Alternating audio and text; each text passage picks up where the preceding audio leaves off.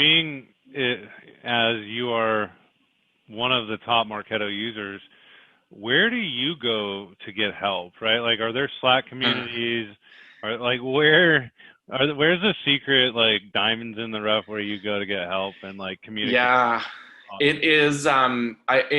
Where you're going to find the most valuable help is a lot in the peer-to-peer networks. And I go back to the first time I ever went to a Marketo summit, and when marketing operations was emerging as a function, there weren't a lot of companies that had teams. So you might be the only marketing operations resource at a team at a particular company.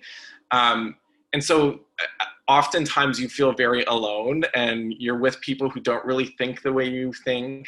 So I remember when I went down to my first summit and started networking, I was like, oh my God, all these people think the same way that I think, or experiencing some of the same challenges. So really interesting to connect and have those conversations. And that has led to, a network of people who, there's some LinkedIn groups. I run the user group in our city. So we try and facilitate conversations and help everybody with learning and how to get more out of the platform. So there is, there is sort of the personal networking, the one-to-one, but then there's a lot of user groups.